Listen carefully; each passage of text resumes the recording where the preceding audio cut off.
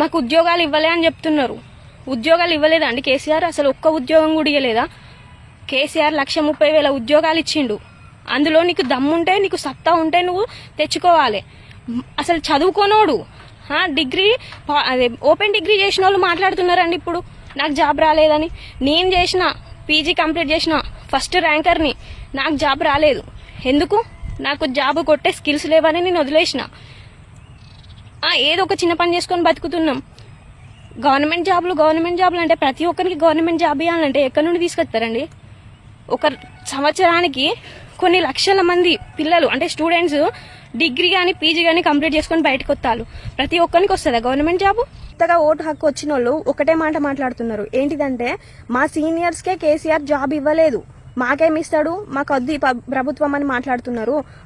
మేము చదువుకున్నప్పుడు మాకన్నా సీనియర్స్ ఉన్నప్పుడు ఒక 10 years బ్యాక్ తెలంగాణ ఎట్లుండేనో మీకు తెలుసా? అసలు ఎంతమందికి జాబ్స్ వచ్చేదో మీకు తెలుసా? ఏదో ఇప్పుడు పెద్ద మొగోళ్ళ లెక్క మాట్లాడుతున్నారు ఒక్కొక్కరు.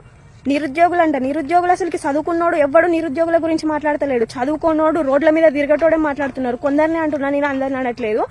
అసలుకి ఏం తెలుసు అని మీరు మాట్లాడుతున్నారో నాకు అర్థమైతలేదు. కేసీఆర్ గురించి ఏం తెలియనోడే బాగా మాట్లాడుతున్నాడు, తెలిసినోడు కాదు.